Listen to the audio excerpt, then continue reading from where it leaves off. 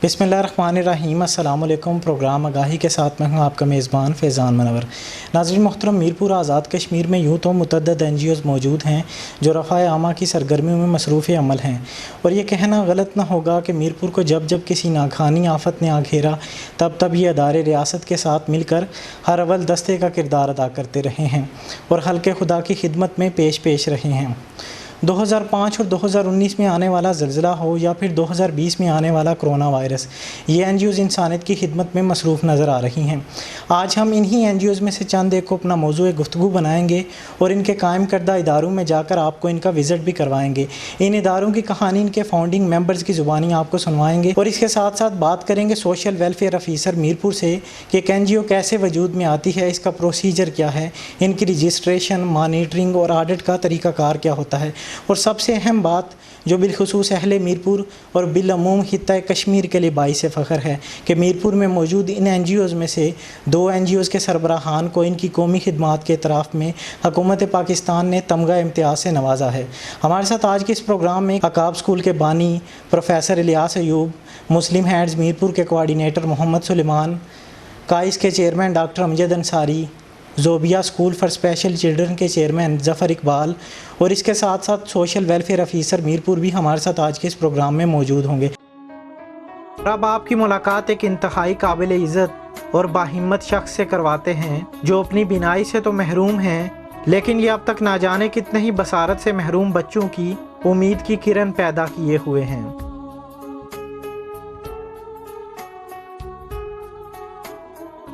हाल ही में प्रोफेसर इलियास अयूब को हुकूमत पाकिस्तान की तरफ से 23 मार्च को तमगा इम्तियाज़ से नवाजा गया।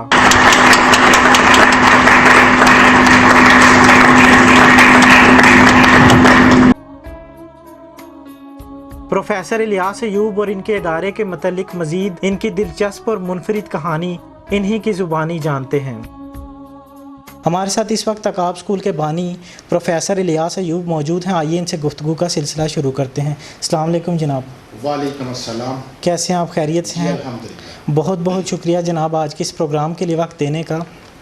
सबसे पहले हमें ये बताइएगा प्रोफेसर इलियास अयूब साहब, आप खित्ता कश्मीर में उन चंद लोगों में शामिल हैं जिनको कौमी खिदमात के इतराफ़ में हुकूमत पाकिस्तान ने पाकिस्तान के एक बड़े एजाज़ तमगा इम्तियाज़ से नवाजा है, तो आपके इस वक्त एहसासात और जज्बात क्या हैं? बिस्मिल्लाहिर्रहमानिर्रहीम। सबसे पहले तो मैं बोलो कश्मीर का तहे दिल से ममनून हूँ कि जिन्होंने आज जिनकी टीम यहाँ पे तशरीफ़ लाई और मुझे मौका दिया कि मैं अपने मारूज़ात, अपने ख़यालात जो हैं वो अपने देखने वालों और सुनने वालों के साथ शेयर कर सकूँ। जहाँ तक एहसासात और जज्बात का ताल्लुक़ है, मैं अक्सर कहा करता हूँ कि ये सब तुम्हारा करम है आका के बात अब तक बनी हुई है। यकीनन मेरे अल्फाज ऐसे हैं, जज्बात ऐसे हैं कि जिनको लफ्ज़ों का जामा नहीं पहनाया जा सकता।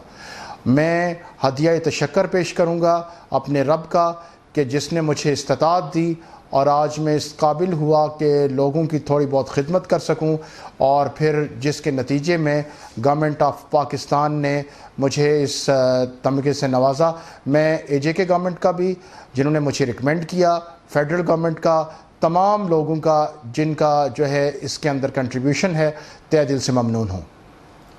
जनाब, अपने अदारे अकाब स्कूल के मतलब बताइएगा कि आपने इसकी बुनियाद कब रखी थी और इस अदारे के क़याम के दौरान आपको किन किन मुखालफतों और मुश्किलात का सामना करना पड़ा? वो किसी ने कहा था कि मैंने जब वादी गुरबत में कदम रखा था, दूर तक याद वतन ना आई थी समझाने को। हम ऐसे माशरे के अंदर रह रहे हैं कि जिसके अंदर खैर के काम में बहुत ज़्यादा मुश्किलात हैं, बदी के काम में शायद इतनी ना हो जितनी कि नेकी के काम करने में है।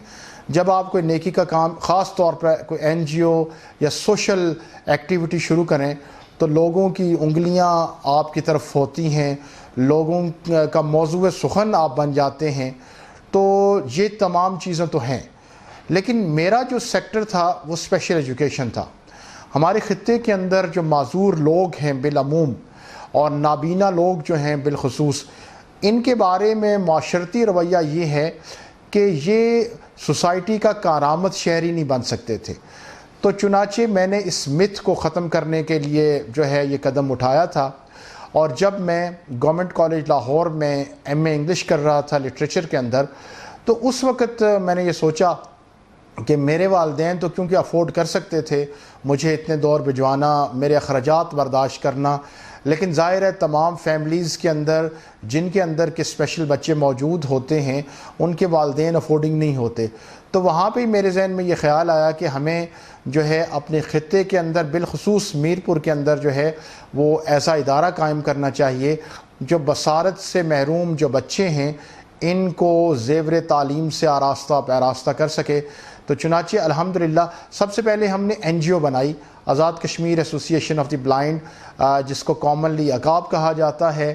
اور پھر اس کے پلیٹ فارم سے ہم نے مختلف پروگرامز مرتب کیے، اور پھر 2000 میں اس این جی او کے پلیٹ فارم سے ہمارا جو سب سے بڑا پروجیکٹ ہے عقاب اسکول، ہم نے اس کی بنیاد رکھی.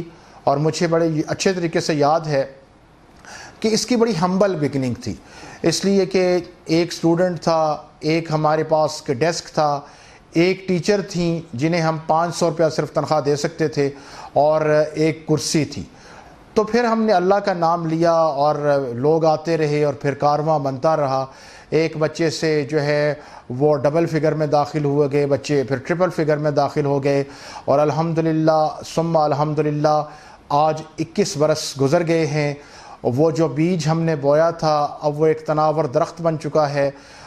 سینکڑوں بچے یہاں سے نہ صرف استفادہ کر رہے ہیں بلکہ بہت سارے بچے استفادہ کر چکے ہیں.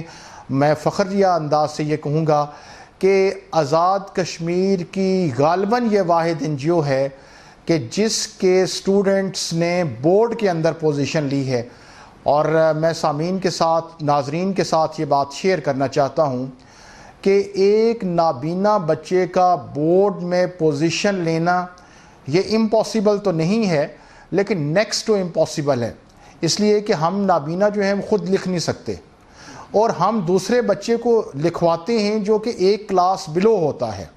یعنی میں میٹرک کے اگر پیپر دے رہا ہوں تو میرا لکھاڑی جو ہوگا وہ 8th کلاس کا ہوگا، اور اس کی جو بھی مسٹیکس ہوں گی وہ ظاہر ہے ہمارے کھاتے میں ڈل جائیں گی.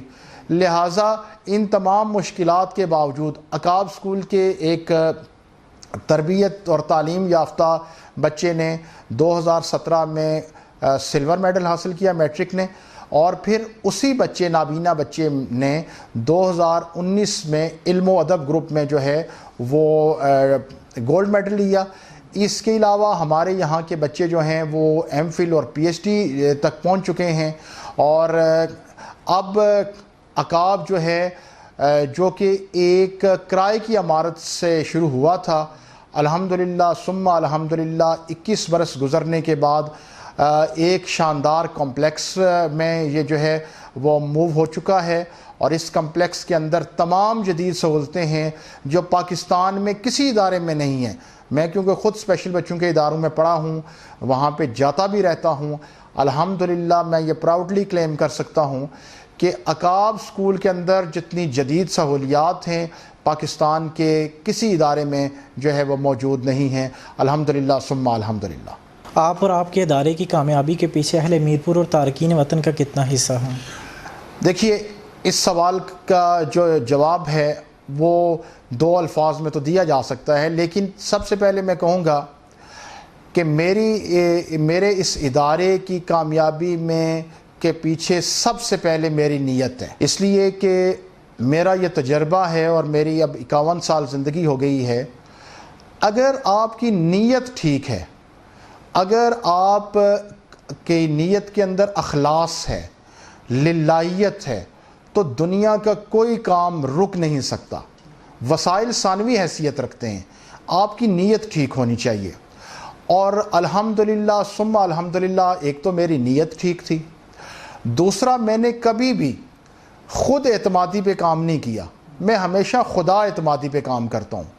اور جو ادارے خدا اعتمادی پہ کام کرتے ہیں اور خدا ان کی فرسٹ پریفرنس ہوتا ہے، وہ ادارے بھی کبھی ناکام نہیں ہو سکتے.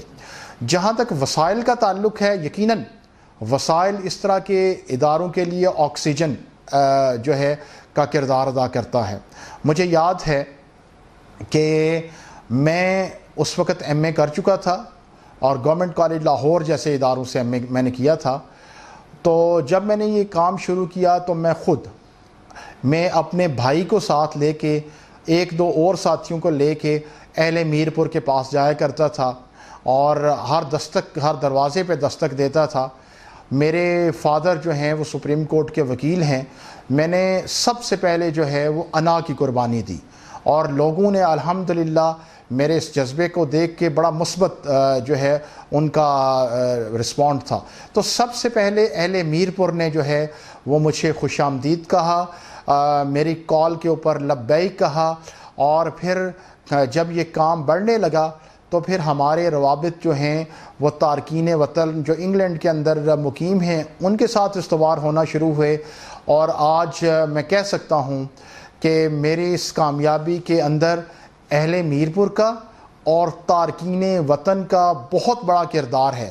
اس کردار سے انکار ممکن نہیں ہے, بلکہ میں یہ سمجھتا ہوں کہ اگر تارکین وطن اور اہل میرپور کا اتنا اچھا کردار نہ ہوتا تو شاید ادارہ آج اس مقام پہ نہ ہوتا. الیاس صاحب, کچھ لوگ ایسے بھی ہیں جو خدمت خلق کرنا چاہتے ہیں, آپ کا ہاتھ بٹانا چاہتے ہیں, لیکن وہ فائنینشلی اتنے اسٹرانگ نہیں ہیں کہ وہ آپ کی کوئی مالی معاونت کر سکیں, تو وہ لوگ کس طرح سے اس مشن میں شامل ہو کر آپ کا ہاتھ بٹا سکتے ہیں؟ دیکھیں, اللہ رب العزت نے دنیا کے 7 ارب سے زیادہ لوگ جو ہیں, 7 ارب سے زیادہ لوگ, ہر جو فرد ہے اس میں, اس کو اللہ نے کسی نہ کسی صلاحیت سے نواز رکھا ہے.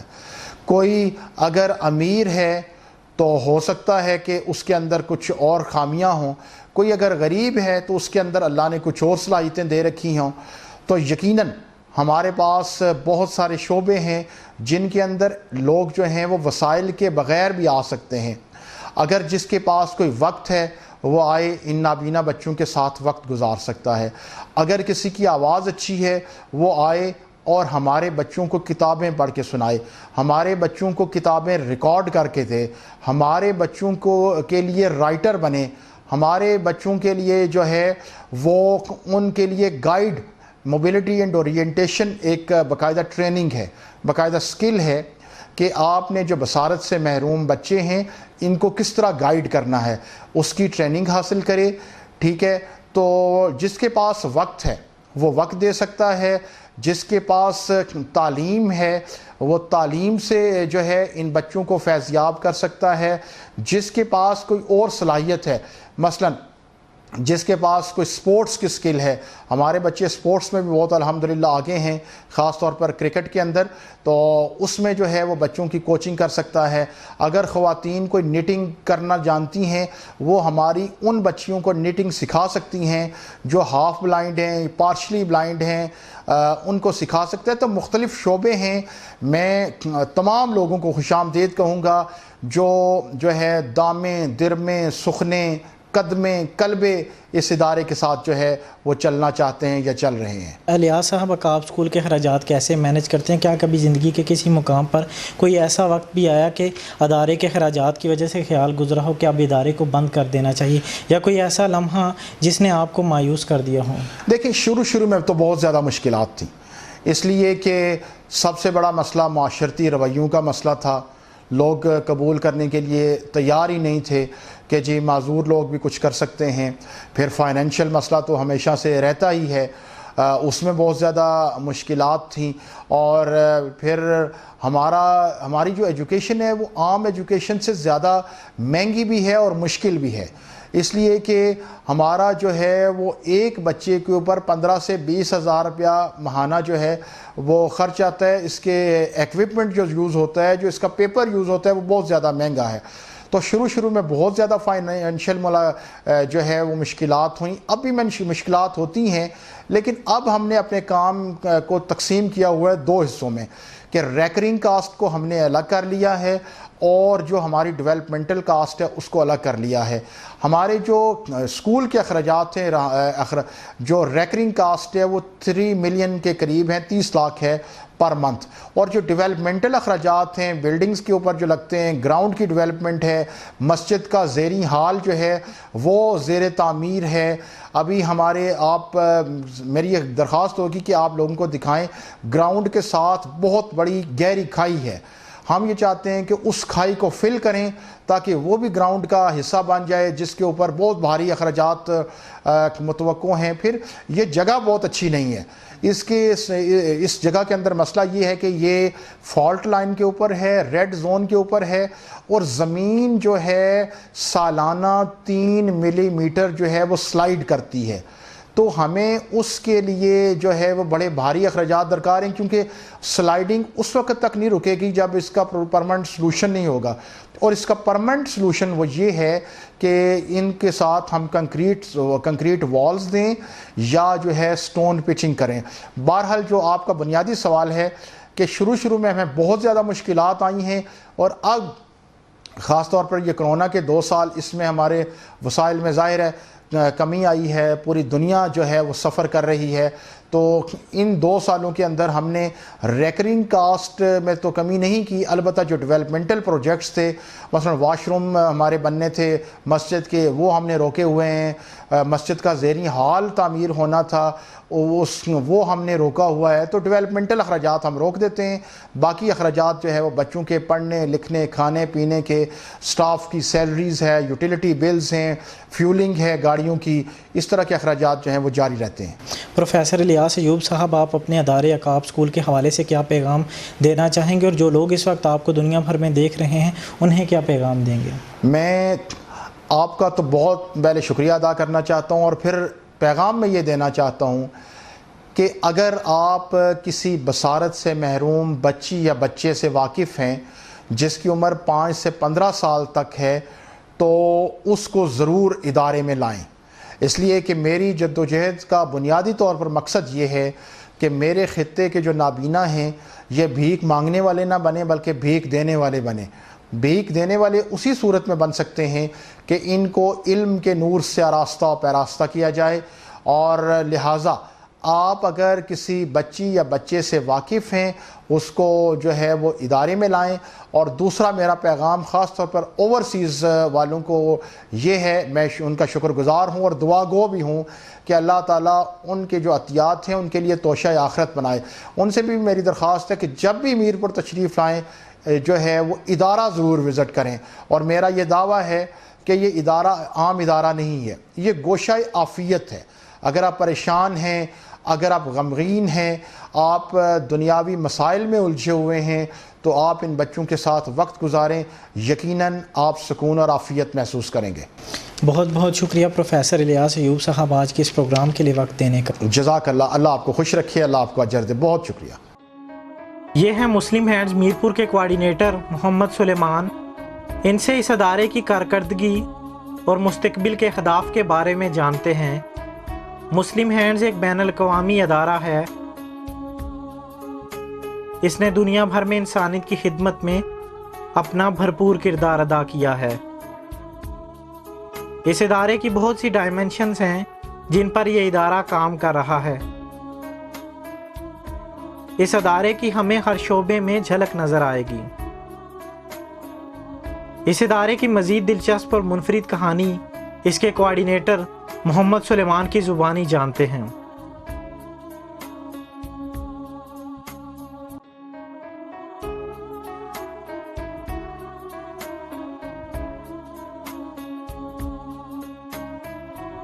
سلمان صاحب, مسلم ہینڈز کی مختصر تاریخ سے آگاہ کیجیے اور اس وقت آپ کا ادارہ کن کن ممالک اور کن کن پروجیکٹس پر کام کر رہا ہے؟ بسم اللہ الرحمن الرحیم. مسلم ہینڈز جو ہے ایک یو کے بیسڈ آرگنائزیشن ہے جس کا قیام 1993 میں ہوا جب بوسنین وار چل رہی تھی.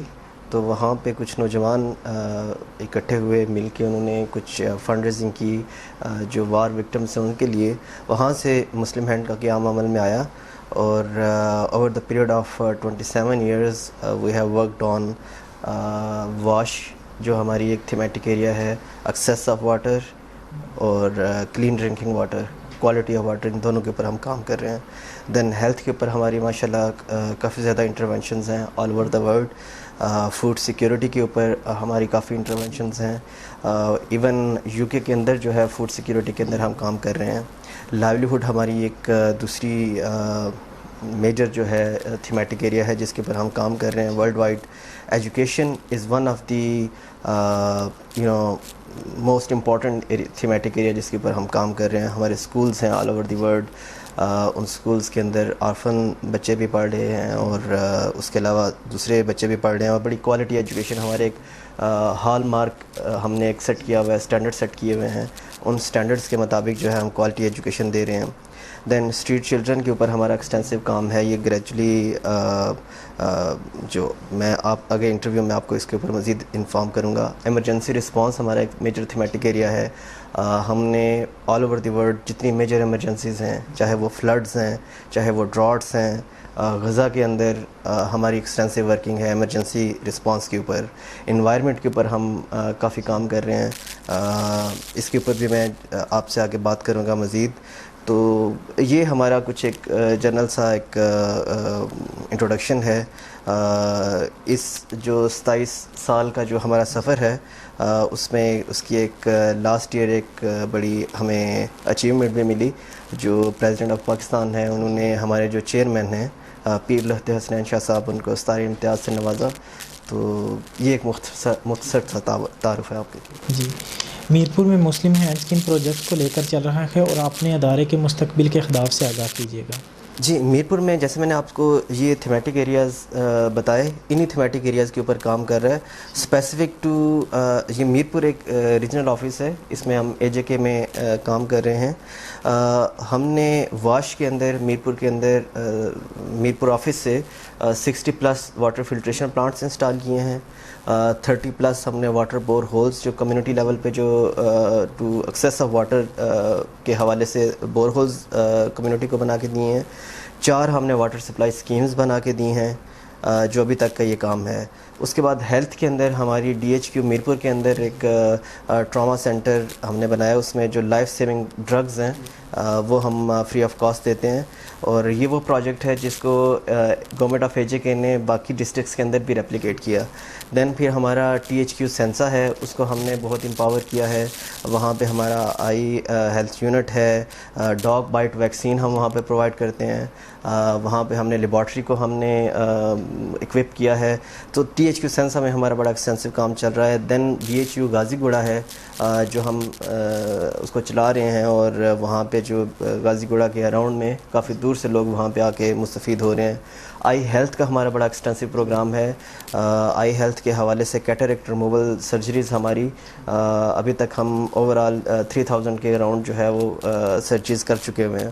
اور اس کا بھی ماڈل کافی یونیک ہے. ہم گورنمنٹ کے ساتھ پبلک پرائیویٹ پارٹنرشپ کے ساتھ مل کے ان کے ساتھ کام کرتے ہیں. انوائرمنٹ کے اوپر ہمارا بڑا کام ہے الحمدللہ. انوائرمنٹ میں ہمارا آئیڈیا یہ ہے کہ جو فروٹ ٹریز پلانٹیشن ہے وہ ہم زیادہ سے زیادہ کریں تاکہ اس کو کراس کٹنگ تھیم کے طور پہ لائیولیہڈ کو بھی ساتھ اٹیچ کریں. اور ہم چھوٹے چھوٹے کمیونٹی لیول پہ گارڈنز بنائیں. اس سے جو بھی فروٹ ہے اس میں مزید ویلیو ایڈیشن کر کے جو ہماری کمیونٹی ہے وہ اس کمیونٹی جو ہے اس کو ایز اے لائیولیہڈ سورس بھی اس کو یوز کرے. فوڈ سیکیورٹی کے حوالے سے آپ نے دیکھا ہوگا کووڈ کے دوران بھی, رمضان کے دوران بھی اوپن کچنز ہمارے چلتے رہے ہیں. قربانی کا پروجیکٹ ہوتا ہے, یہ سارے فوڈ سیکیورٹی کے حوالے سے ہیں. رمضان میں فوڈ جو ہم راشن دیتے ہیں جو بالکل ایسی فیملیز ہیں جو افورڈ نہیں کر سکتی, تو ان کے لیے فوڈ سیکیورٹی کا پروگرام ہے. دین ہم نے orphan sponsorship all over the world جو ہے آرفن اسپانسرشپ بڑی ایکسٹینسولی ہماری چل رہی ہے. مور دین 30,000 آرفنز ہیں جن کو ہم سپورٹ کر رہے ہیں. میرپور کے اندر ہم نے یہ پروگرام ریسنٹلی سٹارٹ کیا ہے. اس میں ہم ابھی تک 300 کے قریب جو آرفنز ہیں ان کو رجسٹر کر پائے ہیں. ان آرفنز کو ہم منتھلی اسٹائپنڈ دیتے ہیں. وہ اسٹائپنڈ ان کی فوڈ سیکیورٹی کو انشور کرنے کے لیے, ان کی ایجوکیشن کو انشور کرنے کے لیے, ہیلتھ کو انشور کرنے کے لیے ہے. اور یہ جو بچے ہیں یہ اپنی فیملیز کے ساتھ رہتے ہیں. تو یہ آرفن اسپانسرشپ پروگرام بھی میرپور میں شروع ہو چکا ہوا ہے. ارتھ کویک رسپانس ہے وہ تو میرے حال میں سب کے سامنے ہے. ارتھ کویک کے اندر بھی ہم نے ماشاءاللہ لوگوں کو شیلٹر بنا کے دیے, گھر بنا کے دیے. اس دوران بھی ہمارے فوڈ سیکیورٹی کی بھی بہت انٹروینشن چلتی رہی, اوپن کچن وغیرہ. دین جہاں تک کیش فار ورک ہمارا بڑا اس میں ایکسٹینسو ورک رہا. ارتھ کویک کے اندر بھی مطلب وہ ایک بڑا ایکسٹینسو ماشاءاللہ ہمارا رسپانس رہا. اور میرپور کے اندر لائیولیہڈ کے اوپر جو ہے وہ بھی ہمارا کافی کام ہے, اور لائیولیہڈ کا آنے والے ٹائم میں ایک ہم بڑا پروجیکٹ جو ہے وہ انشاءاللہ لانچ کرنے جا رہے ہیں. ایک لاسٹ کمپوننٹ ہے sports for development. Sports for development جو ہے یہ میرپور آفس مسلم ہینڈز کا واحد آفس ہے ورلڈ وائڈ جس میں ہم اسپورٹس فار ڈیولپمنٹ کے اوپر کام کر رہے ہیں. اس میں سب سے مزے کی بات جو ہے وہ یہ ہے کہ یہ اسپورٹس فار ڈیولپمنٹ کا جو پروجیکٹ ہے یہ 2 ٹیئرڈ ہے. ون فار جو لوکل ٹیلنٹ ہے ان کو ایکسیس دے کے ان کا ٹیلنٹ ان کو ایک ورلڈ کلاس فیسلٹیز پرووائڈ کر کے فٹ بال کے اندر بھی کرکٹ کے اندر بھی ان کا ٹیلنٹ جو ہے مزید ابھارنا. سیکنڈ اس کا جو امپورٹنٹ اور جو بیسیکلی اس پروجیکٹ کو سٹارٹ کرنے کا مین آئیڈیا تھا وہ اسٹریٹ چلڈرن تھے. ہماری جو فٹ بال کی 2015 میں ہم نے برازیل میں اپنی ٹیم بھیجی. وہاں سے یہ 3rd ٹیم جو ہماری اسٹریٹ چلڈرن کی ٹیم ہے وہ 3rd رہی. جو یو کے کی ایک آرگنائزیشن ہے اسٹریٹ چائلڈ یونائٹڈ, وہ یہ پروجیکٹس جو ان کا یہ پروجیکٹ ہے وہ جتنے میجر سپورٹنگ ایونٹ ہوتے ہیں اس سے پہلے اسٹریٹ چلڈرن کا وہ ایونٹ کرواتے ہیں.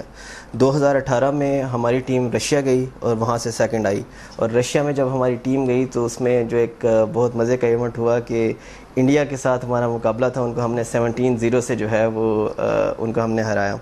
تو یہ جو اسٹریٹ چلڈرن ہے یہ ہمارا بڑا ایک سکسیزفل پروگرام ہے. وہ سکسیزفل پروگرام ایسا ہے کہ یہ وہ بچے ہیں, اگر آپ کہیں میں آپ کو ان کی سٹوریز بھی دکھا سکتا ہوں. یہ بالکل بیچارے جسے کہتے ہیں نا کہ بہت زیادہ ہمبل بیک گراؤنڈ ہے ان کا, اور آج اس پروگرام کے تھرو ہمارے بہت سارے بچے, کم سے کم کوئی 18 بچے ایسے ہیں جو ادھر سے ٹریننگ انہوں نے لی, اس کے بعد پاک آرمی کے لیے کھیل رہے ہیں, واپٹا کے لیے کھیل رہے ہیں, پاکستان ریلوے کے لیے کھیل رہے ہیں. یہ جو ٹیمز ہیں یہ بچے جو ہیں یہاں پہ ظاہر سی بات ہے ہم تو ان کو بیسک ساتھ اسٹائپنڈ دیتے ہیں.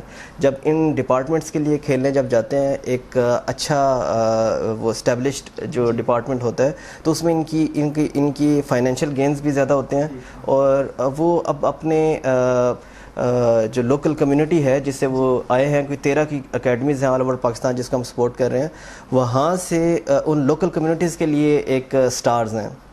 اور ہمارا ایک بچہ ہے ویسے سجاد نام ہے ان کا, ہمارے ہیروز جو HBL کا پروگرام ہے یہ PSL کے دوران اس میں انہوں نے اس کی سٹوری بھی کیپچر کی. تو اسی طرح بھی کرکٹ کا ابھی سٹارٹ ہوا ہے, اور کووڈ کی وجہ سے چونکہ ہم پراپر اس کو آپریشنلائز نہیں کر سکے تو اس میں بھی ماڈل یہی ہے کہ اسٹریٹ چلڈرن جو ہمارے ہیں ان کو ہم امپاور کریں. اور ابھی 2022 میں دوحہ کے اندر فٹ بال کا ورلڈ کپ ہے, اس کے لیے ہماری آلریڈی سلیکشن ہو چکی ہوئی ہے. اور 2023 میں جو اسٹریٹ چلڈرن کا جو کرکٹ کا ورلڈ کپ ہے اس میں بھی ہماری سلیکشن ہو چکی ہوئی ہے, تو وہ انڈیا میں ہوگا, اور جو فٹ بال ہے یہ دوحہ میں ہوگا. ٹھیک ہے. دیکھنے میں آیا ہے کہ آپ لوگوں کے زیادہ تر پروجیکٹس کھیل کے فروغ کے لیے, تو تعلیم کے فروغ کے سلسلے میں آپ کا ادارہ کیا حکمت عملی رکھتا ہے؟ دیکھیں جو سپورٹس ہے جیسے میں نے آپ سے پہلے بات کی, اٹس جسٹ اے کمپوننٹ. میں آپ کو ایک ایگزامپل بتاتا ہوں کہ ہمارے جو آنے والے پروجیکٹس ہیں میں ان کے اوپر آپ کو تھوڑا سا وہ بتاتا ہوں, آپ کو آئیڈیا ہو جائے گا.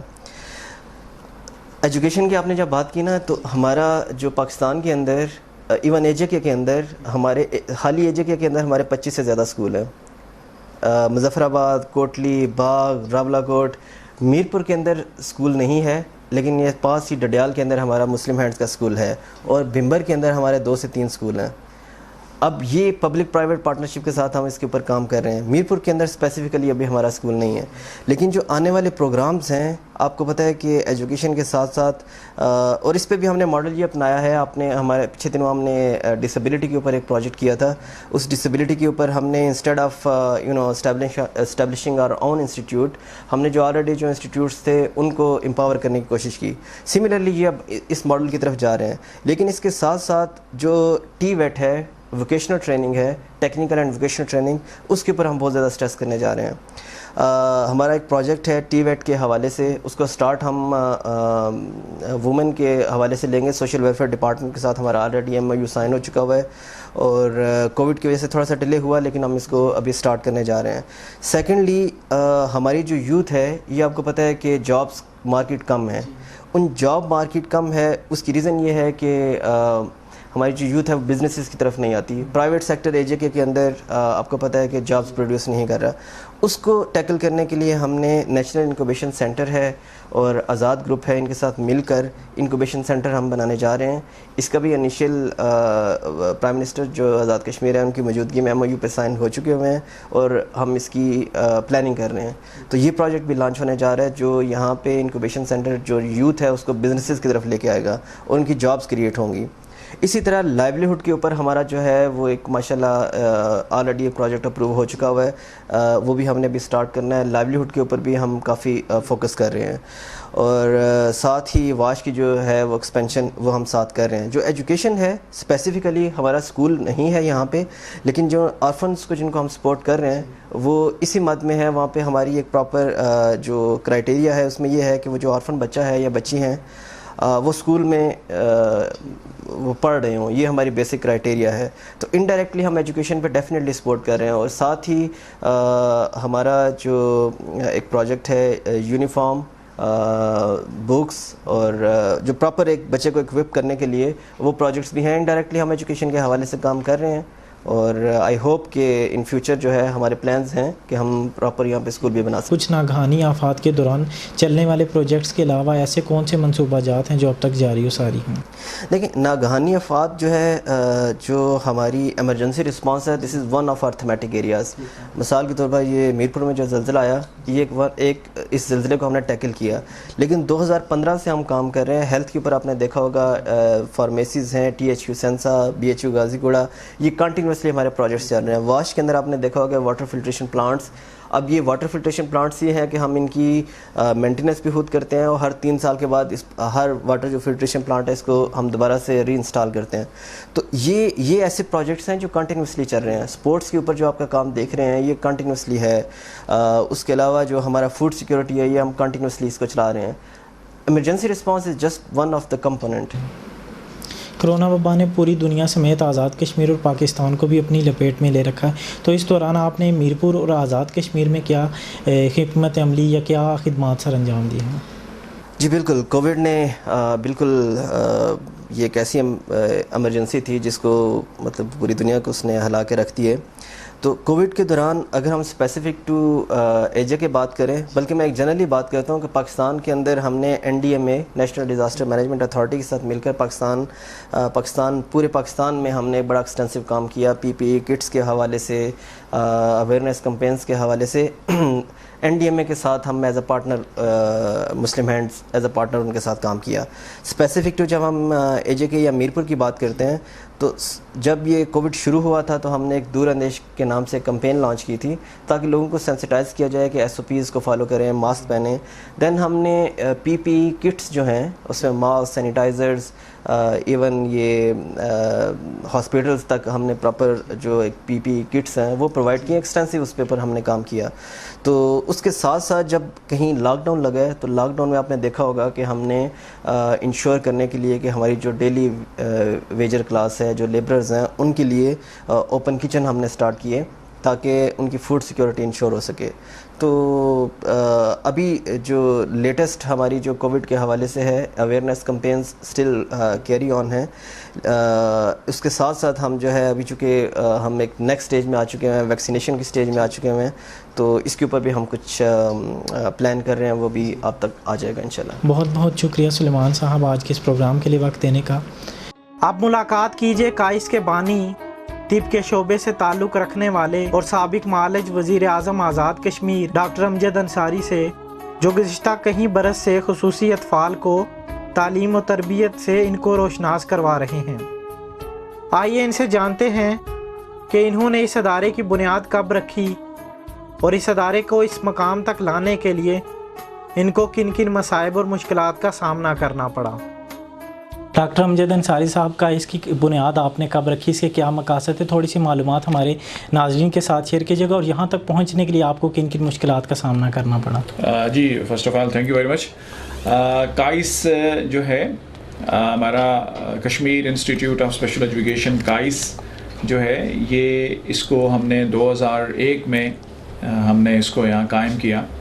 کائس کی جو ہمارے پاس اسپیشلٹی ہے، ہمارے پاس جو بچے ہیں وہ سارے جو بچے ہیں وہ ہیں جو سننے سے محروم ہے. ٹھیک ہے. اور جو سننے سے محروم ہوتا ہے وہ بول بھی نہیں سکتا. نارملی جن بچوں کو قوت گویائی اور سماعت سے محروم بچے بھی کہتے ہیں, ہیئرنگ امپیئرڈ, ہم انگلش میں ان بچوں کو ہیئرنگ امپیئرڈ اس میں بچے کہتے ہیں. تو 2001 میں ہم نے کائس کی بنیاد رکھی. انصاری ویلفیئر ٹرسٹ جو ہے یو کے میں ہماری ایک جو ہے رجسٹرڈ چیریٹی ہے, اور یہاں آزاد کشمیر میں بھی ہماری یہ رجسٹرڈ چیریٹی ہے جس کے انڈر ہمارا یہ کائس کام کر رہا ہے. کائس کا جو بنیادی مقصد تھا وہ یہ تھا کہ ان اسپیشل بچوں کی جو تعلیم ہے اور اس کے روزگار کے لیے کام کیا جائے. ٹھیک ہے. تو کائس کو ہم نرسری سے پھر ہم اس کو پرائمری تک لے کر گئے, پرائمری کے بعد ہم اس کو مڈل تک لے کر گئے, اور مڈل کے بعد پھر ہم اس کو جو ہے ہائی کلاسز تک ہم اس کو لے کر گئے. تو ڈیفینیٹلی ہائی کلاسز تک جانے کے لیے ہمیں 13 سال کا عرصہ لگا, اور ان 13 سالوں میں ہمارے اسٹاف نے, ہمارے ٹرسٹیز نے, ہمارے والنٹیئرز نے دن رات محنت کی. اور مجھے یہ بتاتے ہوئے خوشی محسوس ہو رہی ہے کہ کائس کے بچوں نے جب آزاد جموں کشمیر تعلیمی بورڈ سے میٹرک کا امتحان پاس کیا تو وہ ہمارے جو 8 بچے بچیاں تھے وہ ریاست جموں کشمیر کے پہلے سننے اور بولنے سے محروم بچے تھے جنہوں نے میٹرک پاس کیا. میٹرک کے بعد چونکہ آزاد کشمیر میں ان بچوں کے لیے انٹرمیڈیٹ کی تعلیم کا کوئی بندوبست نہیں ہے, میٹرک کے بعد ان بچوں کو جو ہے فیڈرل بورڈ کے میں ہم لے کر گئے, لیکن چونکہ وہاں بھی ایفلیشن کا ایک بڑا پیچیدہ ایک جو ہے طریقہ کار ہے. کائس کی ایفلیشن ابھی تک وہاں نہیں ہو سکی, گو ہم 6 سال سے اس کوشش میں لگے ہوئے ہیں. پھر ہم نے ایک پرائیویٹ جو انسٹیٹیوٹ ہے اسلام آباد کا, اس میں ہم نے بچوں کو وہاں ایڈمیشن کرایا, اور اس کے بعد بچوں نے وہاں سے ہمارے بچوں نے فیڈرل بورڈ سے انٹرمیڈیٹ کیا. اور اس وقت ہمارے کائس میں سے جو ہیں ہمارے 9 ہمارے جو بیچز ہیں وہ میٹرک کر چکے ہیں. انٹرمیڈیٹ کے ہمارے جو ہیں ایک ریگولر جو ہمارا بیچ ہے اس نے فیڈرل بورڈ سے انٹرمیڈیٹ کیا. اس کے بعد پنجاب بورڈ میں ہم نے بچے جو پنجاب ٹیکنیکل بورڈ سے ہم نے ایک بیچ کو ہم نے انٹرمیڈیٹ کروایا, اس سے انٹرمیڈیٹ بچوں نے کیا. اور اس وقت جو ہے ہمارے 2 ہمارے جو بیچز ہیں وہ فیڈرل اردو یونیورسٹی اسلام آباد سے گریجویشن ہمارے کر چکے ہیں, اور کچھ اسٹوڈنٹس ابھی ہمارے جو ہیں یہ گریجویشن کر رہے ہیں. یہ ہمارے وہ بچے ہیں جو سننے اور بولنے سے محروم ہیں اور اشاروں کی زبان میں بات کرتے ہیں. ان کو اشاروں کی زبان میں ہی پڑھایا جاتا ہے اور اسپیچ تھراپی کے ذریعے پڑھایا جاتا ہے. کائس میں ہمارے پاس ماشاءاللہ سے کوالیفائڈ ہمارا اسٹاف ہے. ہمارے 22 لوگ جو ہیں یہاں اسٹاف, ہمارا ٹیچنگ اسٹاف ہے, جن کی ساری ٹریننگز جو ہیں وہ national institute of special education Islamabad جو ہے directorate general of special education کے انڈر وہ کام کرتا ہے. وہاں ان کی ٹریننگز ہوتی ہیں. ہم یہاں بھی ٹریننگز ارینج کرتے ہیں, ریسورس پرسن ہم یہاں بھی ہم ارینج کرتے ہیں. اور اس کے علاوہ جو ہے انیشلی جب ہم نے کائس کو بنایا تو ہماری جو ٹریننگ تھی وہ انگلینڈ کے 2 اسکولوں کے ساتھ ہوئی, گرلنگٹن پرائمری اسکول بریڈ فورڈ اور تھورن پارک اسکول ہے بریڈ فورڈ میں. اس کے ساتھ ہماری ٹریننگ رہی. ٹیکنیکل فیسلٹیز ہمیں وہاں سے بھی ملتی رہیں. ہم پاکستان سائن لینگویج یہاں استعمال کرتے ہیں, لیکن ہم نے یہ ضروری سمجھا کہ ہمارے یہاں آزاد کشمیر اور بالخصوص جو میرپور کے ہمارے جو بچے ہیں ان کی جو مائیگریشن ہے, چونکہ وہ زیادہ برطانیہ میں ہوتی ہے, برطانیہ آنا جانا رہتا ہے ہمارے بچوں کا, جب بڑے ہو جاتے ہیں شادیاں یا اس طرح کے انہیں جانا پڑتا ہے. ہم نے پھر BSL جو برٹش سائن لینگویج ہے اس پہ بھی ہم نے کام شروع کیا انیشلی. اور الحمدللہ ہم یہ سمجھتے ہیں کہ جتنے ہمارے ڈونرز ہیں, جتنے ہمارے سپورٹرز ہیں, ان کی مدد کے ساتھ ہم نے کائس کی بنیاد سے لے کر کائس کے میٹرک کے جانے تک اور ان کے انٹرمیڈیٹ تک اور اب ان کی گریجویشن تک ہم یہ سمجھتے ہیں کہ ہم اپنے فرائض کو پورا کرنے میں ہم نے انتل وسیع پوری کوشش کی اور جس میں ہم کامیاب ہیں. ہمارے جو اسٹوڈنٹس ہیں ہمارے پاس اس وقت جو کائس میں اس وقت جو ہمارے پاس آج کی ڈیٹ میں ہمارے پاس سمجھیں جو اسٹوڈنٹس انرولڈ ہیں وہ 133 ہیں. ہمارے پاس جو اسٹوڈنٹس ہیں وہ نہ کہ صرف میرپور سے ہیں بلکہ ڈسٹرکٹ بھیمبر, ڈسٹرکٹ کوٹلی, پونچھ کے کچھ ایریاز جو ہیں سرساوا وغیرہ کے جو اس میں بچے ہمارے پاس آتے ہیں. اور یہ دینا اور منگلا کے جو بچے ہیں وہ بھی ہمارے پاس یہاں آتے ہیں.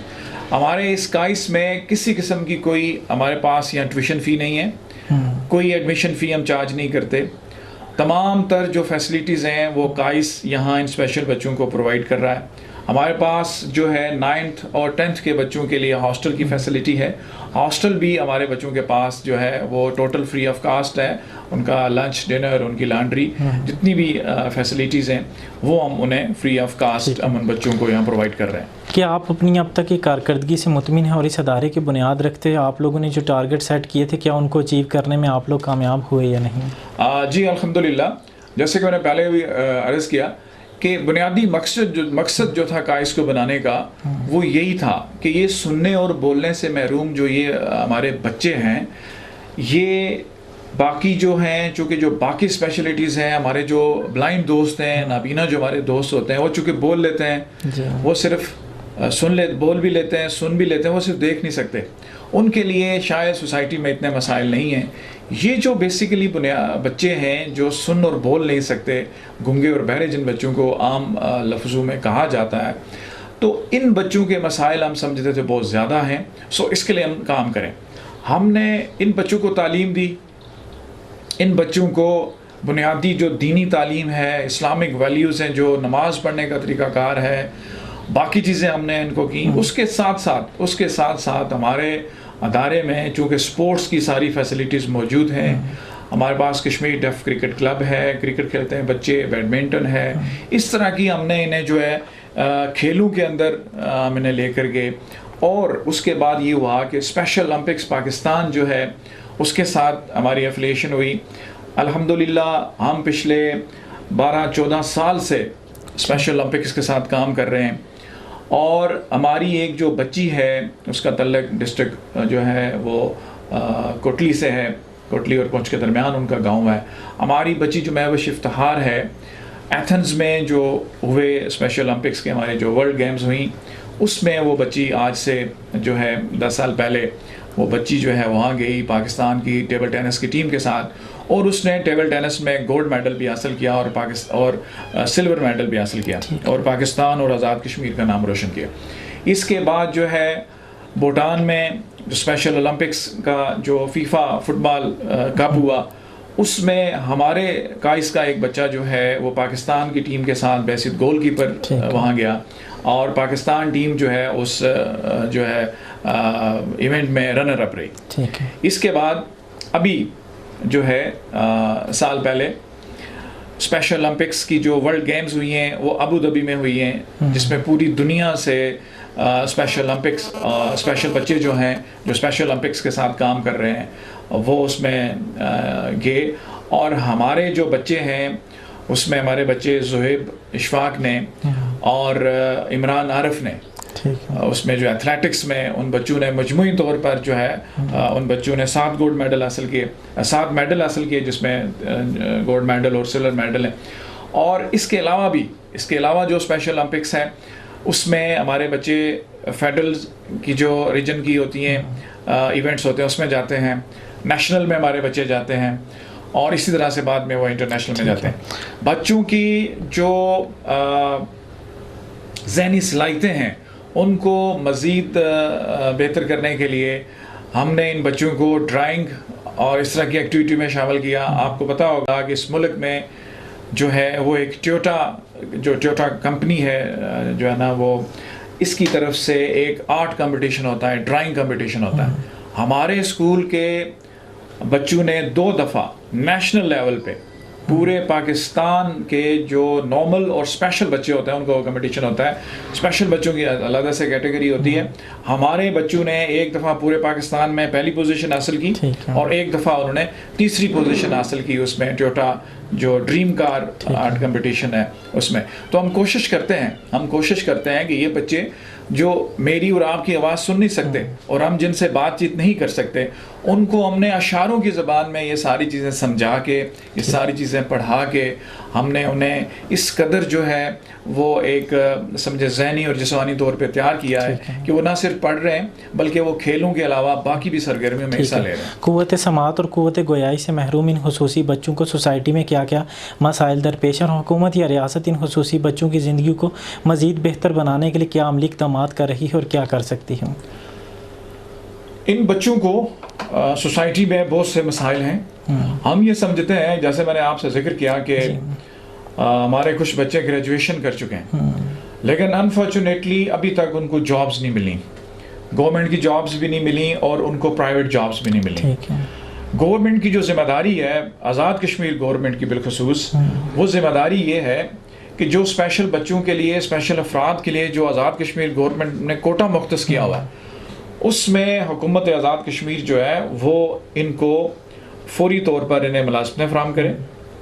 اور بالخصوص میں یہ ذکر یہ کرنا چاہوں گا کہ جو ہماری اسپیشلٹی ہے، ہمارے جو بچے ہیں اور ہمارے ادارے کے اس کے علاوہ بھی اور اداروں کے جو بچے ہیں جو سننے اور بولنے سے محروم ہیں، وہ جو گریجویشن کر چکے ہیں ان کو فی الفور جو ہے وہ ملازمتیں انہیں ملنی چاہیے تاکہ ان کے اندر سے احساس محرومی اور احساس جو کمتری ہے وہ کم ہو سکے۔ اور دوسری بات یہ ہے کہ آزاد کشمیر میں سرکاری طور پر ان بچوں کے لیے ادارہ جات موجود نہیں ہیں۔ حکومت آزاد کشمیر کو ان کے لیے سرکاری طور پہ جو ہے وہ ادارہ جات بنانے چاہیے۔ اور سب سے امپورٹنٹ جو بات ہے وہ یہ ہے کہ ہمارے جو آزاد کشمیر کے بچے ہیں، یہ آزاد کشمیر بورڈ میں میٹرک تک تو آزاد کشمیر بورڈ میں یہ پڑھ سکتے ہیں، میٹرک کے علاوہ یہ F A Azad Kashmir board سے نہیں کر سکتے۔ اور جتنے بھی دور دراز کے علاقے ہیں، میرپور تو چلیں پھر جی ٹی روڈ کے نزدیک ہے کہ یہاں سے بچے پنجاب جا سکتے ہیں، اسلام آباد جا سکتے ہیں، لیکن جو دور دراز ہمارے علاقے ہیں، مظفر آباد سے آگے نیلم ہے یا مجھ کے دور دراز کے علاقے ہیں، یا ہمارے جو ایل او سی کے پاس جو ہمارے علاقے ہیں، اب ان سے یہ بچے ایف اے کرنے کے لیے ظاہر ہے کہ یہ پاکستان نہیں جا سکتے۔ تو اس لیے فی الفور کو ایسا انتظام ہونا چاہیے تاکہ آزاد کشمیر بورڈ میں بھی ان بچوں کے لیے ایف اے کرنے کی سہولت جو موجود ہو تاکہ یہ بچے جو ہے اپنی تعلیم کو جاری رکھ سکیں۔ ٹھیک ہے جناب، آپ اور آپ کے ادارے کے مستقبل کے اہداف کیا ہیں؟ ہمارا جو بنیادی ہدف ہے مستقبل کا وہ یہ ہے کہ اس وقت چونکہ موجودہ جو ہے صورتحال میں ہم ایک کرائے کی بلڈنگ میں اپنا ادارہ چلا رہے ہیں 2001 سے لے کر اب تک، ہمارا جو ہدف ہے، پہلا ہدف یہ ہے کہ ہم کائس کے لیے ایک پرپس بلڈ جو ہے وہ کمپلیکس چاہتے ہیں، اور ہم چاہتے ہیں کہ گورنمنٹ آف آزاد کشمیر جو ہے یا ہمارے جو باقی متعلقہ ادارے ہیں لینڈ کمیشن سے کہ وہ اتنی سی لینڈ ہمیں مل جائے جس میں ہم ان بچوں کے لیے جو ہے وہ مستقل طور پر ایک کمپلیکس بنا سکیں۔ آج سے جو ہے تقریباً 10 سال پہلے جب چودھری عبد المجید صاحب آزاد کشمیر کے پرائم منسٹر تھے، اس وقت بھی ہمارے لیے جگہ کی اناؤنسمنٹ ہوئی لیکن وہ جگہ ہمیں انفارچونیٹلی مل نہیں سکی۔ اس کے بعد ابھی جو ہے پچھلے سال جو میرپور ڈیولپمنٹ اتھارٹی ہے، اس کے جو ڈی جی ہیں اعجاز رضا صاحب، انہوں نے ایک جگہ ہمارے لیے لیز کی، وہ اس پہ اوپر ہم نے کام کا آغاز کیا، ہم نے اپنا کمپلیکس بنانا شروع کیا، لیکن کچھ مقامی لوگوں کے تفاصات تھے اور وہ انہوں نے کام بند کروا دیا۔ وہ کورٹ میں ہمارے کیسز چل رہے ہیں، اس پہ بھی اسٹے لگا ہوا ہے۔ تو ہم یہ چاہتے ہیں کہ کوئی ایسی جو ہے جب تک ان بچوں کے لیے کوئی ایک پرپس بلڈ جو ہے کمپلیکس نہیں ہوگا جہاں ان کا رہنے کا بندوبست بھی ہو، جہاں ان کا پڑھنے کا بندوبست بھی ہو، اور جہاں پر اتنی جگہ ہو جس میں ہم ان کے بچوں کے لیے شیلٹر ورکشاپ بنا سکیں، انہیں مختلف ٹیکنیکل کام سکھائے جا سکیں تاکہ وہ جو بچے میٹرک کے بعد بھی آگے تک اپنی تعلیم جاری نہیں رکھ سکتے، وہ میٹرک کے بعد اتنے ہنرمند ہو جائیں کہ وہ کہیں کام کر سکیں۔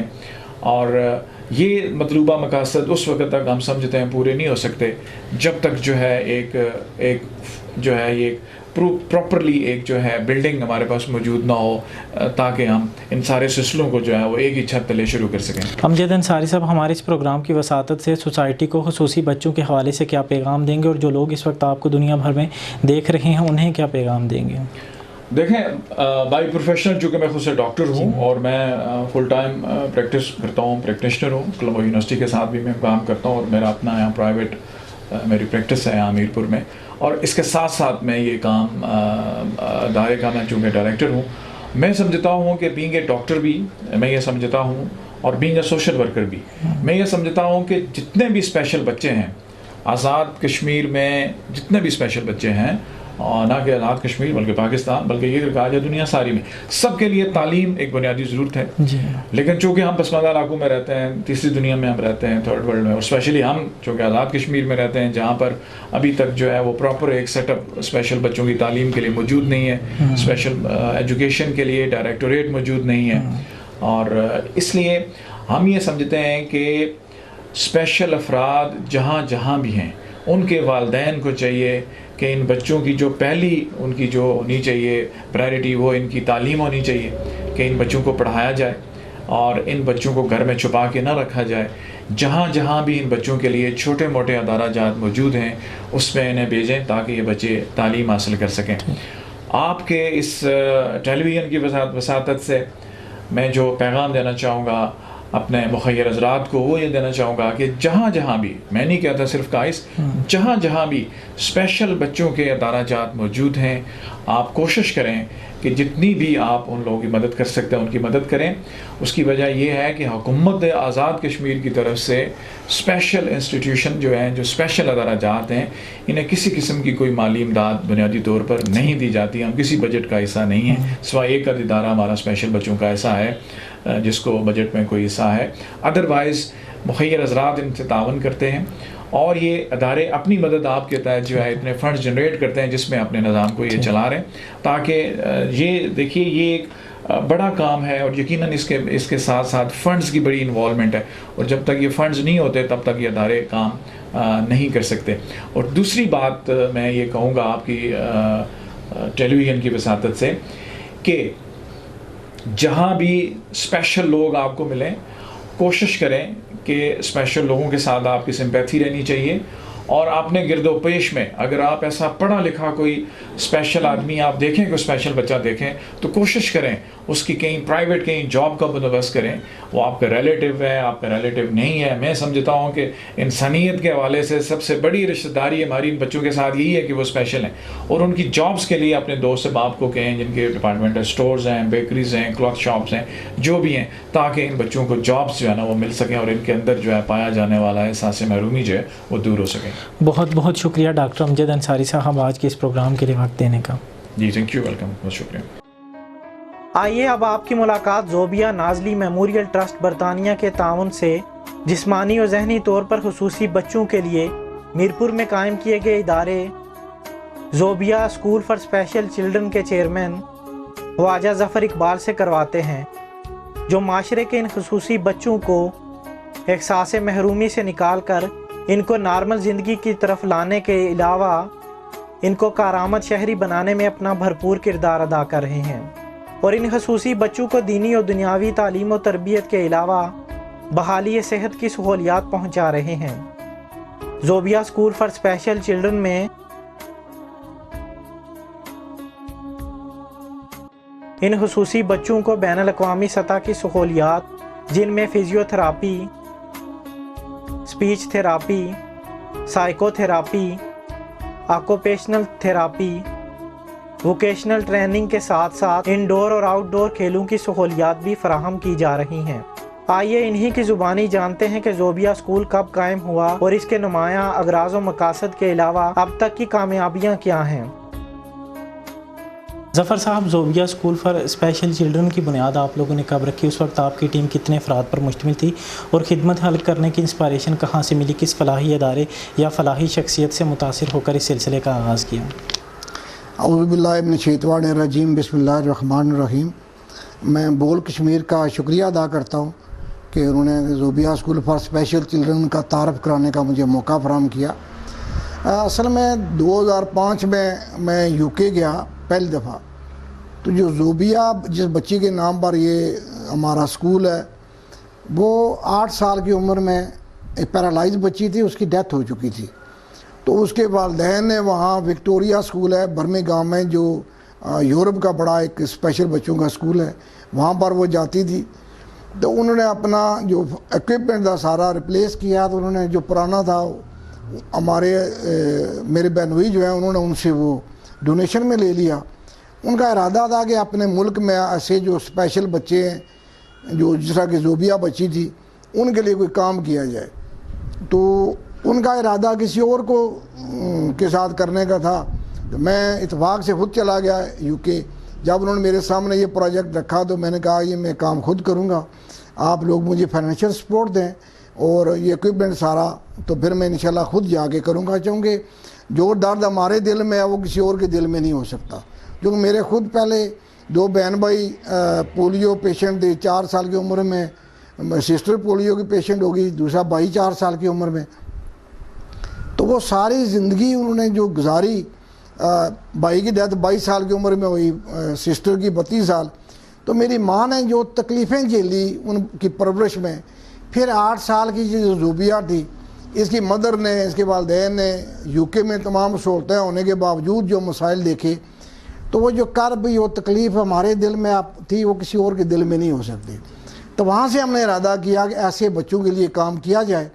تو جو میرے بنوئی ہیں زوبیہ کے والد خواجہ محمد اقبال, انہوں نے خود وہاں چیریٹی کی بنیاد رکھی زوبیہ نازلی میموریل ٹرسٹ کے نام سے. اپنے ساتھ انہوں نے وہاں حاجی صدیق صاحب ہیں, قمر قریشی صاحب ہیں, ان کو ساتھ ملایا. اس طرح ہماری پہلی 2005 میں انہوں نے اس کی چیریٹی کی بنیاد رکھی. تو میں نے واپس آ کے یہاں پہ اس پہ کام شروع کیا, اس کے لیے سارے انتظامات کیے. اتفاق سے ابھی 6 مہینے بھی نہیں گزرے تھے کہ وہ یہاں 2005 کا زلزلہ آ گیا. جو کہ تھوڑے بہت ہمارے پاس فنڈنگ تھی ہم نے وہ ساری ادھر لگ گئی, پھر ہمارا کام رک گیا. پھر 2009 میں جا کے ہم نے دوبارہ اس کو کام اس پہ شروع کیا اور سارا اکوپمنٹ یو کے سے لے کے ہم پاکستان آیا. یہاں آ کے پھر الگ سے ایک زوبیہ نازلی میموریل ٹرسٹ کے نام سے چیریٹی رجسٹر کرائی. ہماری یو کے میں چیریٹی بھی اسی نام سے ہے اور رضا کشمیر میں بھی اسی نام سے ہے. تو اس کے بعد ہم نے یہ پہلا ادارہ میرپور میں 4 بچوں سے اس کا آغاز کیا, جو پیرالائز بچے ہوتے ہیں, چل پھر نہیں سکتے, جسمانی اور ذہنی جو معذور بچے ہیں ان کے لیے ہم کام کرتے ہیں. اور دسمبر 2010 میں ہم نے اسکول کا آغاز کیا. ٹھیک ہے. جسمانی معذور بچوں کو نارمل لائف کی طرف لانے کے مشن کو لے کر آپ لوگ جب فیلڈ میں نکلے تو لوگوں کا خصوصاً دوست احباب کا کیا ری ایکشن تھا؟ یہ ایک بڑی عجیب داستان ہے کہ جب میں نے اسکول کی بنیاد رکھی, آغاز کیا, تو میں نے شروع میں آ کے ایک فارم ڈیزائن کیا کہ میں ایسے بچوں کا ڈیٹا کیسے کلیکٹ کروں, سرکولیٹ کیا. تو کچھ ایسے ڈیٹاز بھی میرے پاس پہنچے جو میرے قریبی دوستوں کے گھروں سے آئے تھے, اور ان کے اگر بچے اسپیشل تھے تو اس کا مجھے کم از کم آگاہی نہیں تھی. اور یہ ہمارے ہاں سوسائٹی میں جو خصوصاً پیرالائز بچے ہیں ان کو لوگ چھپا کے رکھتے ہیں, فیملی سے بھی اور عام سوسائٹی سے بھی. اور ایسے بچوں کو وہ سمجھتے ہیں شاید اللہ کی طرف سے کوئی ہمیں سزا ملی ہے. اس طرح کا معاشرے میں ایک تاثر تھا. ہم نے جب شروع میں آغاز کیا تو ہمیں بچوں سے بہت کم رسپانس آیا والدین کی طرف سے. بچے ہماری طرف نہیں آ رہے تھے, والدین ان کو سامنے نہیں لا رہے تھے کہ یہ بچے کسی کام کے نہیں ہیں, ان کو کیا کرنا ہے, ان کو سائیں چلے یا سوری فار دس لنگڑے یا اس طرح کی باتوں کہہ کے انہوں نے گھروں میں چھپا کے رکھے ہوئے تھے, یا ظاہر نہیں کرتے تھے, لوگوں سے ملاتے نہیں تھے, نہ فیملی کے ساتھ نہ عام پبلک کے ساتھ. تو سب سے بڑا مسئلہ ان بچوں کی ماؤں کو تھا کہ جس گھر میں یہ اسپیشل بچے ہوتے ہیں اس بچے کی ماں جو ہے, ایک بچہ ہو یا زیادہ ہو, اس کی زندگی ساری اجیرن ہو جاتی ہے, اس کی ساری سوشل لائف ختم ہو جاتی ہے, اس کی پرسنل لائف ختم ہو جاتی ہے. وہ کسی شادی بیاہ پہ نہیں جا سکتی, کسی سوشل گیدرنگ میں نہیں جا سکتی, اس کے گھر والے اس کو توجہ دینا چھوڑ دیتے ہیں. تو اس کی ساری زندگی اس معذور بچے کے ساتھ بسر ہوتی ہے. اب اس کا اٹھنا بیٹھنا, اس کی ناپیاں بدلنا, اس کو کھلانا پلانا نہلانا, یہ ساری اسی انگیجمنٹ. تو ہم نے ان ماؤں کو ریلیف دینے کے لیے اس ادارے کا قیام عمل میں لایا کہ یورپ جیسے ملک میں تو یہ ساری سہولتیں ہیں, وہاں حکومت کی طرف سے یہ سہولتیں مہیا کی جاتی ہیں. بچے کو خود ہی آگے گھر سے لے جاتے ہیں, ان کی لک آفٹر کرتے ہیں, پھر واپس لاتے ہیں. ان کی گھر کے اندر بھی ساری فیسلٹیاں پرووائڈ کی جاتی ہیں ایسے بچوں کو. لیکن ہمارے یہاں اس طرح کی سہولت نہیں ہے. تو ہم نے اس کا بیڑا اٹھایا کہ ہم نے ایک مشن اپنی زندگی کا بنا لیا ہے, میں نے اور میرے جو ساتھی ہیں یو کے میں, ہماری چیریٹی کے باقی لوگ, کہ ہم مل کے معاشرے کے اندر ایک تبدیلی لائیں گے اور ایسے بچوں کو بھی جینے کا حق دیں گے اور ان کے والدین خصوصاً ماؤں کو ایک ریلیف دیں گے کہ وہ بھی زندگی تھوڑی سی بہتر گزار سکیں. جو بچے ہمارے پاس 4-5 گھنٹے رہتے ہیں اس دوران ان کی ماؤں کو یہ ریلیف ملتا ہے کہ اپنے گھر کے کام کاج کر لیتی ہیں, اپنے ذاتی معاملات کو نبیڑ لیتی ہیں, جس سے ان کو کافی ریلیف ملتا ہے. اور ماؤں کی ہمارے ساتھ ان ماؤں کی دعائیں بہت شامل ہیں. ہم نے جب یہ ادارہ بنایا تو اس پر ایجوکیشن اور ری ایبلیٹیشن 2 چیزوں کو ہم نے فوکس کیا. جو بچے پڑھنے کے قابل تھے ان کی ہم پڑھائی پہ کام کر رہے ہیں, اور جو بچے پڑھ نہیں سکتے ان کو ایکٹیویٹی بیس پر اب زندگی گزارنے کے طریقے سکھاتے ہیں. ان کی جو بیسک نیڈز ہیں سب سے زیادہ ہماری کوشش ہوتی ہے کہ ان بچوں کو سیلف ریلائنس کی طرف لایا جائے, خود انحصاری کے لیے ان کو تیار کیا جائے, اور یہ کم سے کم دوسروں کے ڈپینڈنٹ ہوں. تو ہم ان کو یہاں بالکل بیسک چیزیں بھی سکھاتے ہیں, سے کنگھی کرنا بچوں کو سکھاتے ہیں, بٹن باندھنا, شوز کے تسمے باندھنا, کپڑے بدلنا, پہننا, دانت برش کرنا, اور اس طرح کی چیزیں بیسک جو ان کی معذوری کی وجہ سے لوگ یہ سمجھتے ہیں کہ یہ معذور ہیں, انہوں نے کیا کرنا, نہ انہوں نے گھر سے کہیں باہر جانا ہے, نہ انہوں نے کچھ اور زندگی میں کام کرنا, تو ان کو ان چیزوں کی ضرورت نہیں ہے. لیکن جب یہ کام وہ اپنے چھوٹے چھوٹے خود کرتے ہیں تو اس کا فائدہ ان کے گھر والوں کو پہنچتا ہے کہ ان کی ماں کو وہ کام نہیں کرنے پڑتے جو یہ خود کر سکتے ہیں. ہم ان بچوں پہ بہت زیادہ کام کرتے ہیں, چھوٹی چھوٹی چیزیں ان کو سکھا دیتے ہیں, ان کو کھانے پینے کے طریقے, ان کی جو ہاتھ بھی کمزور معذور ہوتے ہیں, پاؤں سے بھی معذور ہوتے ہیں, ذہن طور پر بھی یہ معذوری ہوتی ہے, ان کی ملٹیپل ڈسیبلٹی کیری کر رہے ہوتے ہیں ایک بچہ. تو اس ساری صورتحال میں ان کو ہم یہاں ادارے میں لانے کا مقصد یہ ہوتا ہے کہ ادارے میں ان کو روزانہ فزیو تھراپی, ہمارا پورا شعبہ ہے, کوالیفائڈ ڈاکٹر ہیں, ان کے ساتھ ٹرین سٹاف ہے, روزانہ ہر بچے کو فزیو تھراپی ملتی ہے. اس کے علاوہ ان کو میوزک تھراپی کے ذریعے, سائیکو تھراپی کے ذریعے, ووکیشنل تھراپی کے ذریعے اور مختلف ٹیکنیک کے ذریعے ہم ان کی زندگی میں بہتری لاتے ہیں. جس طرح کی ان کے اندر کمیاں ہوتی ہیں ان کو وہ ریلیف پرووائڈ کرتے ہیں تاکہ ان کی زندگی میں جو محرومیاں ہیں ان کو کم سے کم کیا جائے اور ان کو زندگی میں مزید بہتری لائی جا سکے.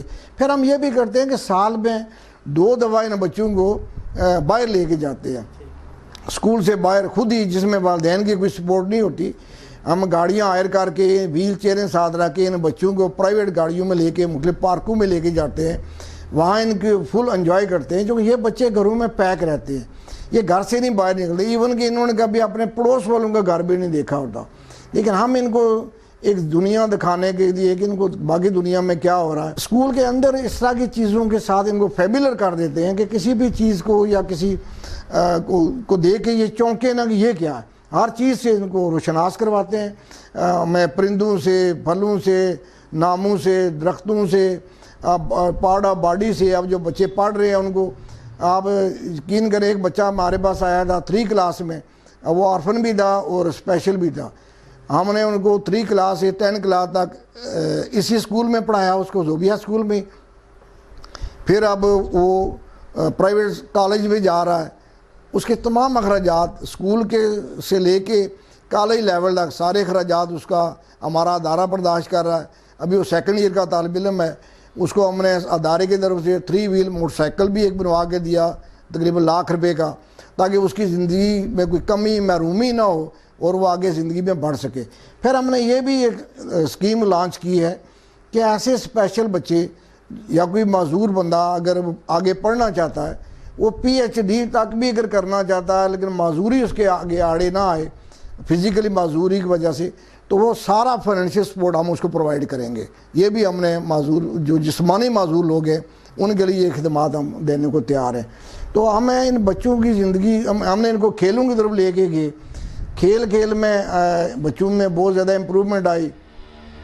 2018 میں نیشنل گیمز ہوئی لاہور میں, جس میں پاکستان کے 4 صوبے فیڈرل کی ٹیم تھی, اور آزاد کشمیر سے انہوں نے تمام اسکولوں سے ایک بچہ لینا ہوتا ہے. لیکن انہوں نے ہمارے اسکول کے بچوں کو دیکھے کہ اتنی ڈسیبلٹی کے باوجود یہ کھیلے میں دلچسپی لیتے ہیں, تو انہوں نے پورے آزاد کشمیر کی ایک ہی ٹیم بنائی اور صرف زوبیہ اسکول کی بنائی. بوچے گیم کے لیے ہمیں سلیکٹ کیا, تو ہم لاہور گئے, ہمارے بچے انہوں نے وہاں جا کے کھیلا اور نیشنل چیمپئن بن کے آئے.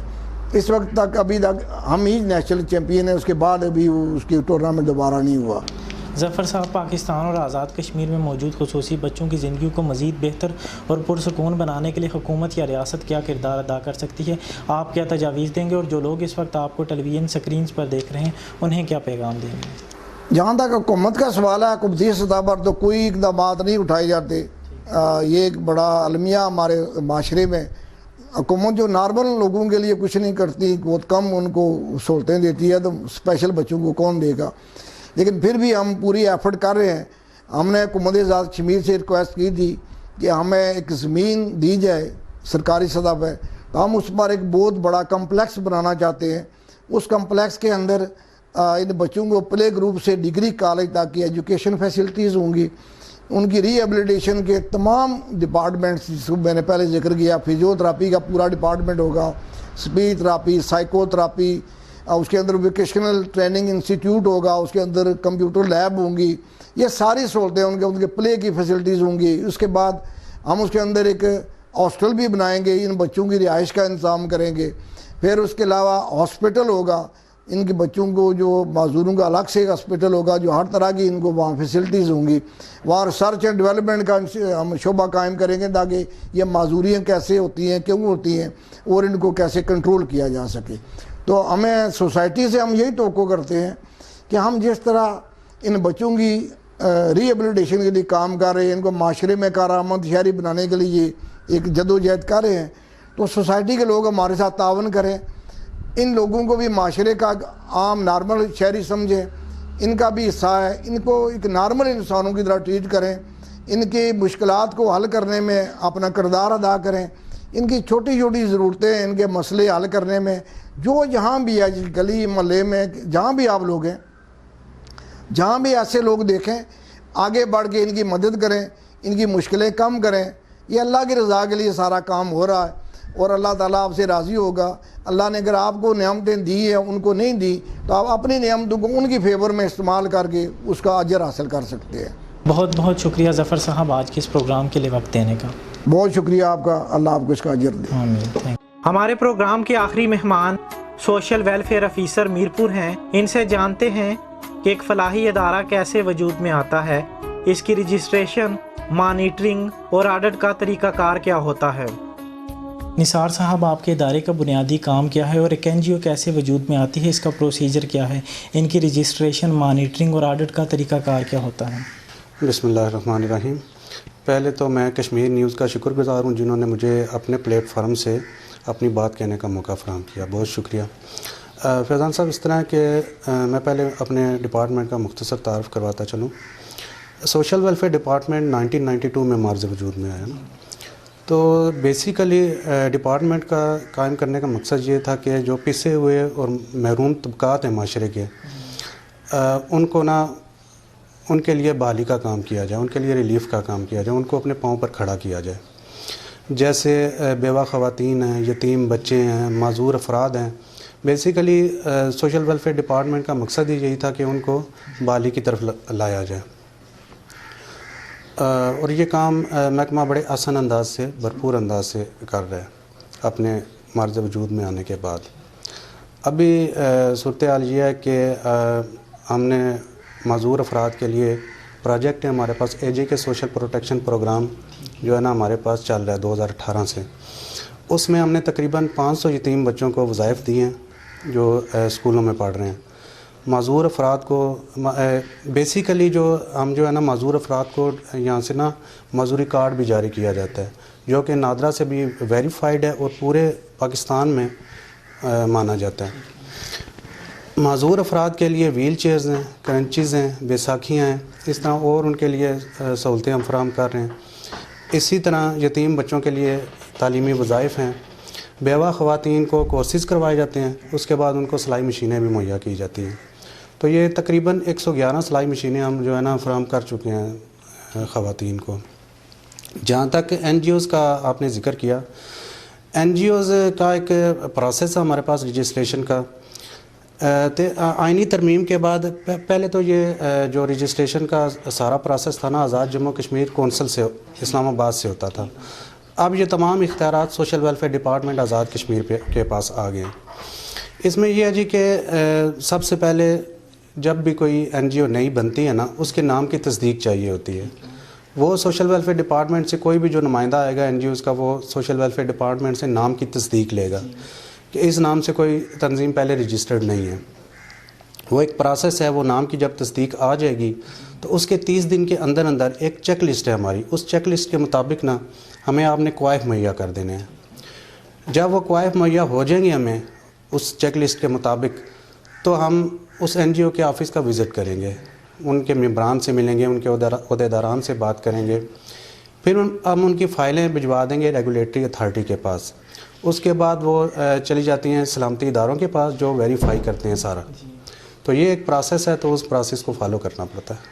آپ کیا سمجھتے ہیں یہ این جی اوز کس حد تک شہریوں کی مددگار اور مشکل حالات میں ان کی معاون ثابت ہو سکتی ہیں, اور کیا ان فلاحی اداروں کو حکومتی سرپرستی بھی حاصل ہوتی ہے, اور آپ کا ادارہ ان فلاحی اداروں کے ساتھ کس طرح اور کس حد تک تعاون کرتا ہے؟ بالکل جی, حکومتی سرپرستی حاصل ہوتی ہے. چونکہ آپ کو فیضان بھائی پتہ ہے کہ حکومتی وسائل کم ہوتے ہیں, تو این جی اوز کے تعاون کے بغیر تو یہ جو بھی ناگہانی آفات آتی ہیں وہ کام امور ہو نہیں سکتے پورے. اب جیسے دیکھ لیں کہ زلزلہ 2019 ستمبر میں جو زلزلہ آیا میرپور میں, اس کے بعد کووڈ کا جو صورتحال تشویشناک صورتحال چل رہی ہے, تو این جی اوز نے اپنا بھرپور کردار ادا کیا ہے. زلزلے میں چونکہ وسائل کم تھے گورنمنٹ کے پاس, تو یہ این جی اوز ہی تھی جنہوں نے جو فوڈ پہنچایا لوگوں تک, اور حکومت کے ساتھ مل کر شانہ بشانہ کام کیا. کووڈ کی صورتحال بھی دیکھ لیں, اس میں بھی جو غریب اور مستحق افراد تھے ان تک حکومت کے ساتھ مل کر اپنے وسائل میں رہتے ہوئے انہوں نے اپنے جو ہے نا راشن پہنچایا. تو یہ حکومتی تعاون تو این جی اوز کے ساتھ ہمیشہ سے رہا ہے, اور سوشل ویلفیئر ڈپارٹمنٹ اسی لیے قائم ہوا ہے کہ وہ این جی اوز کو جو بھی مسائل ہیں ان کو حل کرے. ٹھیک ہے, بہت بہت شکریہ نثار صاحب آج کے اس پروگرام کے لیے وقت دینے کا. درد دل کے واسطے پیدا کیا انسان کو, ورنہ طاعت کے لیے کچھ کم نہ تھے کروبیاں. ناظرین محترم, انسانیت کی بے لوث خدمت کا جذبہ لیے یہ فلاحی ادارے تو اپنا کام بخوبی سر انجام دے رہے ہیں. اب ہمیں بھی چاہیے کہ ان کے ساتھ مل کر دکھی انسانیت کی خدمت کے جذبے, پیغام اور عمل کو لے کر آگے بڑھیں اور ان کا ہاتھ پٹائیں. یقین جانیے انسانیت کی خدمت وہ نیکی بھی ہے کہ جس کو اللہ پاک کے ہاں قدر کی نگاہ سے دیکھا جاتا ہے. آج کے اس پروگرام سے بس اتنا ہی, اور اگر مزید کسی اور اہم معاملے کی طرف آپ ہماری توجہ دلانا چاہیں تو ہمارا ای میل ایڈریس اور واٹس ایپ نمبر آپ اپنی سکرینز پر دیکھ سکتے ہیں. اپنے میزبان فیضان منور کو اجازت دیجیے. اللہ نے کے بان.